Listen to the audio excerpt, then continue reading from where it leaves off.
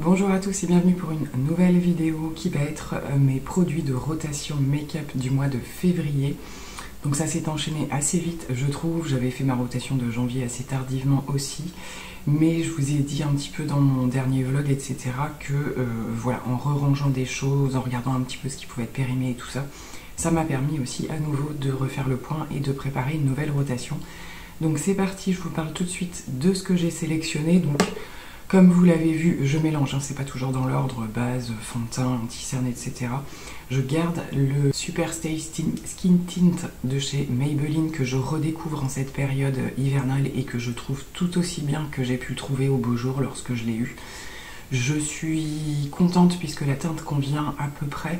Bon, en même temps cet été j'avais pas énormément bronzé non plus, mais c'est vrai que là même plein hiver ça va, ça passe, ça s'adapte très très bien, donc je continue de l'utiliser. Je garde également les produits de la marque Magnifique dont je vous avais fait une vidéo découverte un petit peu de surtout des produits teints, donc en particulier la base et le fond de teint que j'ai continué d'utiliser et que j'aime vraiment beaucoup.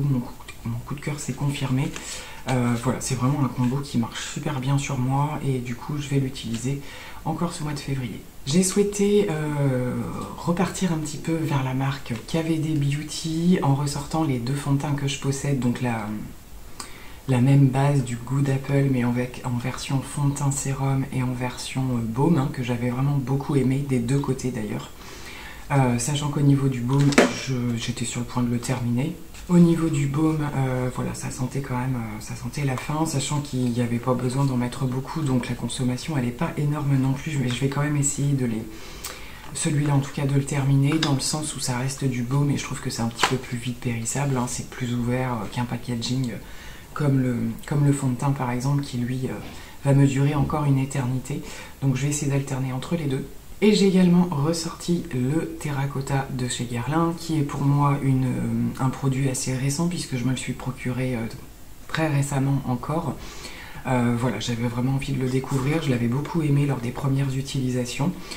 Flacon pompe du coup, donc un très joli produit. J'ai hâte de voir ce que va donner l'anti-cerne, qui doit normalement bientôt arriver à la vente, donc on verra. Je vais attendre un petit peu les retours, voir si je le prends ou pas, mais je vais pas prendre trop de risques pour l'instant et me jeter dessus. Pour les anti-cernes, je m'étale pas très longtemps. Je vous ai dit que voilà, il y avait eu des petites déceptions, des choses comme ça. Donc du coup, je garde simplement le Natasha Denona et le Tarte. Et au niveau spray fixateur, j'ai intégré celui de chez Kiko, que je m'étais pareil reprocuré il y a quelques temps, mais que j'avais pas voulu mettre tout de suite dans ma rotation, puisque je voulais avancer sur ceux que je suis en train de terminer. J'ai laissé d'ailleurs encore le petit Fix Plus de chez MAC, et qui descend quand même plutôt bien. Celui-ci est vraiment différent des autres dans le sens où on a vraiment l'impression d'une laque en fait, mais il est très agréable et il sèche instantanément. Il faut faire un petit peu attention si vous avez la peau un petit peu trop sèche. Je pense qu'il peut être voilà, c'est pas le spray qui va vous donner une petite couche d'hydratation, pas du tout, mais il fixe extrêmement bien, ça là-dessus, il n'y a aucun souci, donc je le réintègre. Au niveau des produits pour le teint, poudre, etc. Donc pareil, je garde ceux de la marque Magnifique, donc les deux blushs que je m'étais procuré. Dans celui-ci que j'ai pas encore trop utilisé, j'ai fait plus de swatch, de choses comme ça. Je pense que je vais quand même pas attendre les beaux jours pour le tester. Je suis très curieuse de voir ce qu'il donne. Et l'autre qui était un petit peu plus rosé, pareil, je le garde aussi. Pour les autres produits, j'aime bien, c'est pas toujours le cas, mais avoir une petite palette teint. Et ce mois-ci, je ressors la Charlotte Tilbury comme ceci.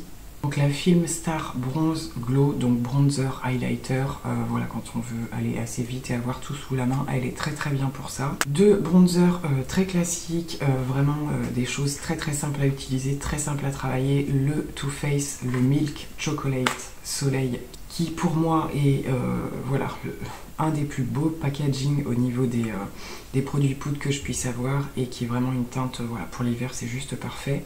Et celui de chez Kiko de la collection Charming Escape. Je pense qu'il se trouve encore, on arrive à retrouver les produits des anciennes collections. Voilà, moi qui ne prends pas régulièrement leur blush et leur bronzer, j'ai eu un véritable coup de cœur pour celui-ci qui est hyper soyeux. Enfin voilà, il a un côté poudre mais fondant, donc il y a vraiment un vrai bonheur à utiliser. En termes de blush, on reste chez Kiko, j'ai ressorti ce très classique, alors qui n'existe plus maintenant mais qui a un équivalent il me semble. C'est une teinte rosé nude tout simplement. Ce que j'avais apprécié moi dans celle-ci, c'est que vous avez les trois teintes basiques, on va dire, de teinte nude, et au mélange ça donne une couleur juste parfaite en fait pour du blush qui passe partout. Donc celui-là je le ressors très régulièrement. Et j'ai ressorti celui de chez Sephora, pareil, que j'ai eu il n'y a pas très longtemps, hein, dans la gamme Sephora Care. Voilà, de cette teinte-ci. Donc j'envisageais de m'en prendre un autre aussi, mais je ne l'ai toujours pas fait pour l'instant. Et celui-ci, c'est le Tangy Grapefruit, qui est juste magnifique aussi, avec son petit côté un tout petit peu lumineux, trop beau. En termes de poudre, comme d'habitude, je reviens souvent. En général, à chaque fois que j'enlève je la remets. Il s'agit de la poudre, la Easy Bake de Huda Beauty, que je n'ai pas là à ma disposition, puisque ma fille s'est mise à la tester et qu'elle l'adore évidemment. Donc c'est la Cherry Blossom pour le coup. Je vais voir, ça m'embête quand même de lui laisser. Donc en général, elle me l'emprunte et elle me la rend. Les packagings sont assez gros, donc on en a pour des lustres, hein, même à 2 dessus. Mais c'est vrai qu'à chaque fois que je la cherche, je sais où elle est jamais très loin. Bref, j'ai également sorti la poudre compacte Charlotte Tilbury qui se creuse, et puis qui serait bien que je termine un jour quand même. Mais j'ai eu des périodes où voilà, ma peau nécessitait quelque chose de peut-être moins matifiant.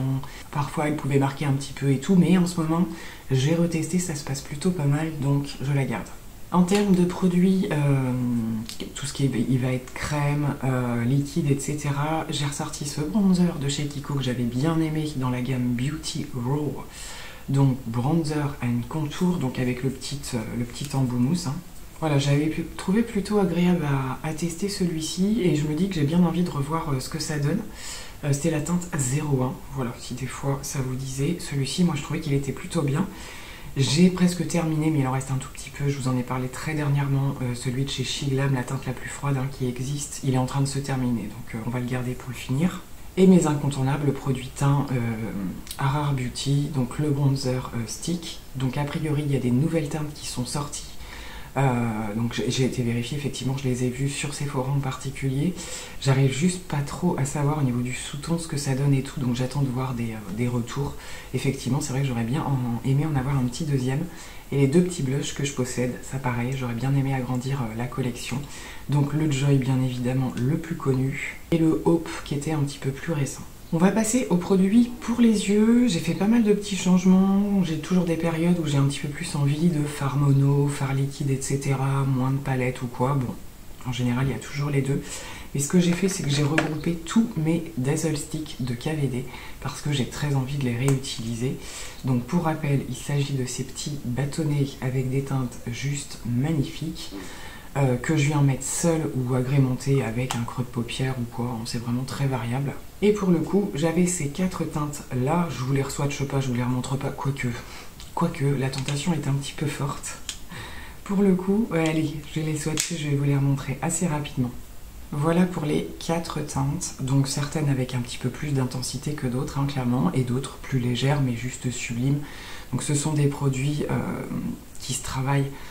Plus vous les chauffez, plus il y a les petites paillettes qui ressortent, etc. C'est vraiment juste sublime. Et voyez, en fonction de l'inclinaison, vous avez des reflets, donc des reflets un petit peu duochrome ou quoi, toujours très difficile à montrer à l'image, bien entendu. Mais j'avais envie de reporter ce genre de choses.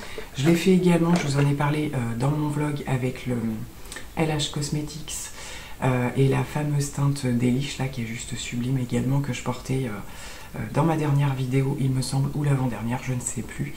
Mais voilà, le genre de petites choses que j'adore venir mettre en toute simplicité pour le quotidien. On va rester dans ce thème-là d'ailleurs avec les derniers produits que je me suis procurés. Pareil, je vous en ai parlé dans mon dernier vlog de la nouvelle collection de chez Kiko, qui sont ces produits double embout. En fait, vous avez un côté donc pour le côté pour faire un fard à paupières et l'autre côté en fait pour faire le crayon, voire même en coin externe. Vous pouvez les fumer un petit peu ces crayons, c'est super joli aussi.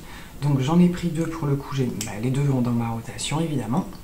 J'ai quand même, comme je vous le disais, ressorti des palettes. Alors j'ai ressorti la petite Vizerte comme ceci, qui est les petites palettes de teinte froide en fait, très jolie, très efficace, qui fait des super beaux make-up. On a très vite fait le tour, donc en utilisant, vous restez dans la même thématique, hein, même si vous prenez les 4 fards ou vous en prenez un tout seul, on reste sur un fond assez semblable. Mais une fois de temps en temps, j'aime bien. Voilà, je pense que je referai un total make-up avec les 4 fards, c'est super joli au niveau du résultat. Je ressors de mes fonds de tiroir cette palette-ci de Salanas qui était ma favorite, hein, clairement au niveau de la Color Story, c'est juste tout ce que j'aime en fait. Alors bon, après à nuancer, parce que vous voyez au niveau des marrons, on est quand même sur des choses très très chaudes, donc pas toujours évident non plus, mais voilà, pour faire un petit truc un tout petit peu plus intense, et sinon vous avez des teintes assez claires, ce vert juste sublime, hein, franchement. Et voilà, donc même pour tous les jours, cette palette elle est super sympa, je la ressors très très souvent, franchement c'est un gros coup de cœur. Là, I Need a Nude de Natasha Denona, pareil que j'avais un petit peu mis de côté parce que j'avais d'autres palettes dans le même thème en fait, telles que la Makeup by Mario, voilà, où il y a quand même pas mal de tons un petit peu froids. Bon, il y a un petit peu de tout quand même dans cette palette, mais voilà, les palettes Natasha Denona en général, je les fais beaucoup tourner pour vraiment en avoir fait le tour. Enfin, je parle de cette taille en particulier parce qu'après j'ai aussi toutes les petites que je ressors beaucoup moins en ce moment, mais qui, je pense, vont pas tarder à revenir avec la fin de l'hiver, on va dire. Hein. Je pense qu'il y a des thématiques en particulier, la rétro et tout ça, qui me manquent un petit peu. Et je l'ai ressorti, mais je vais avoir bien du mal à vous la montrer. Donc, c'était la Natural Nude de chez Too Faced dans la gamme Born This Way.